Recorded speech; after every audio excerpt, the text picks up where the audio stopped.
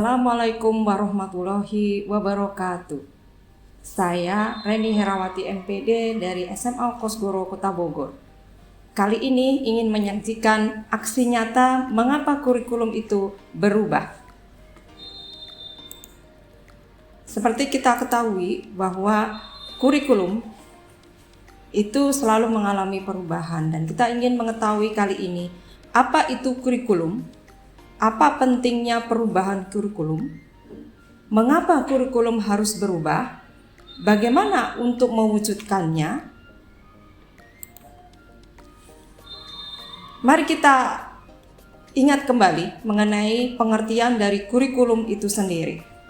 Kurikulum adalah seperangkat rencana dan pengaturan mengenai tujuan, isi, dan bahan pelajaran serta tata cara yang digunakan sebagai pedoman penyelenggaraan kegiatan pembelajaran untuk mencapai tujuan pendidikan tertentu.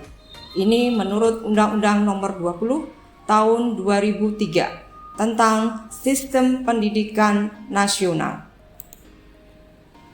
Komponen kurikulum menurut Ralph Taylor yang pertama adalah tujuan.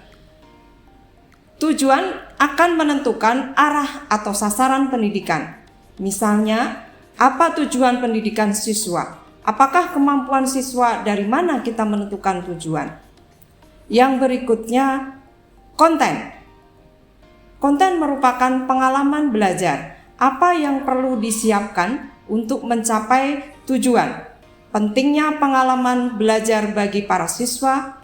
Di samping peserta didik diberikan materi pembelajaran, siswa harus diberi pelatihan langsung, dengan kata lain, praktek langsung dari teori yang diberikan guru. Yang berikutnya adalah metode. Bagaimana pengorganisasian dalam pengalaman belajar menghasilkan tahapan pembelajaran yang menjadi sebuah rangkaian kegiatan yang saling berkaitan. Dan yang keempat adalah evaluasi. Bagaimana efektivitas pengalaman belajar dievaluasi sampai mana tingkat ketercapaian tujuannya untuk mengetahui keefektifan pelaksanaan sebuah kurikulum.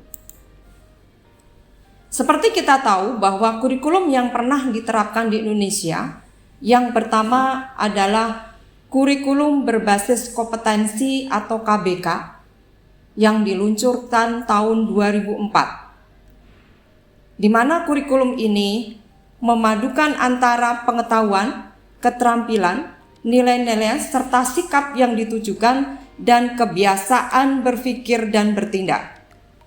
Cirinya menekankan pada ketercapaian kompetensi siswa baik secara individu maupun klasikal, dan berorientasi pada hasil belajar dan keberagaman. Kurikulum tingkat satuan pendidikan yang diluncurkan tahun 2006. Ini pengganti kurikulum KBK yang tidak jauh berbeda.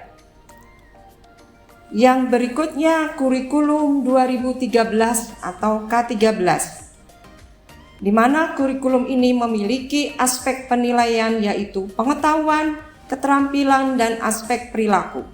Dalam kurikulum 2013, guru diharapkan dapat mendorong siswa untuk melaksanakan observasi, bertanya, bernalar, dan mengkomunikasikan apa yang telah siswa pahami yang diharapkan memiliki tanggung jawab terhadap lingkungan sekitar.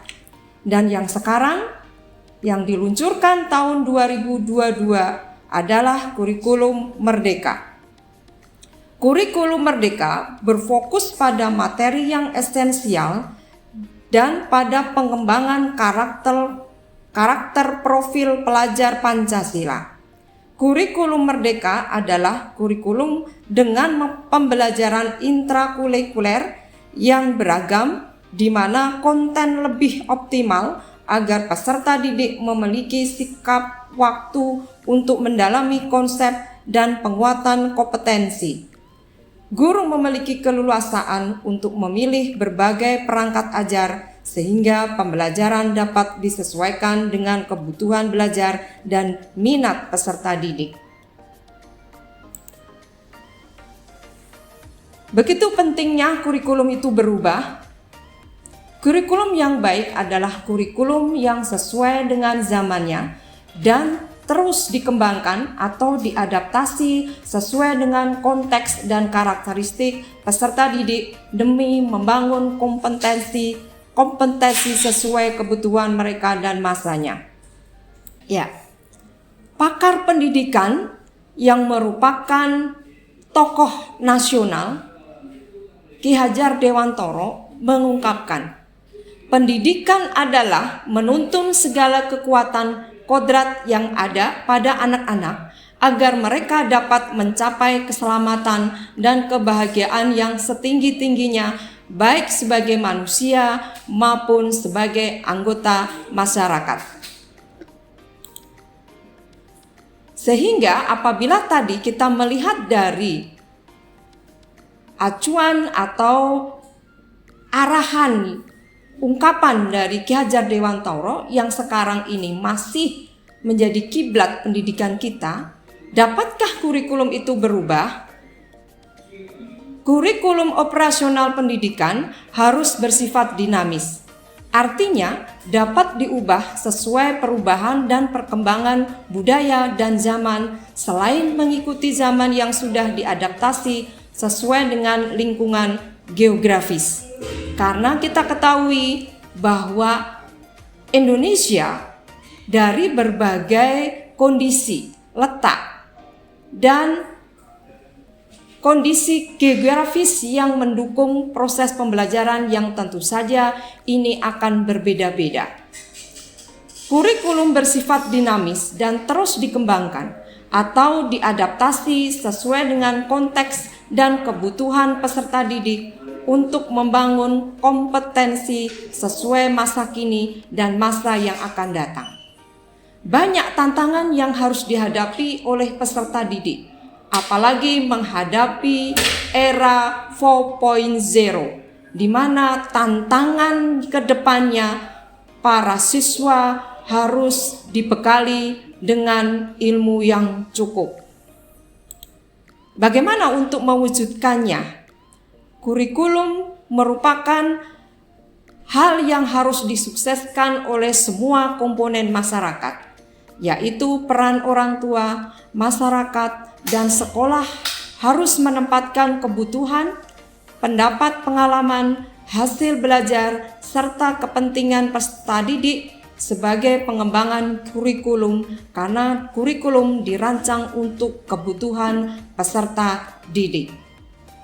Sehingga kalau kita bisa simpulkan bahwa perubahan kurikulum mutlak dibutuhkan, karena setiap zamannya para siswa menemukan pengalaman yang berbeda dan harus menghadapi tantangan sesuai dengan zamannya.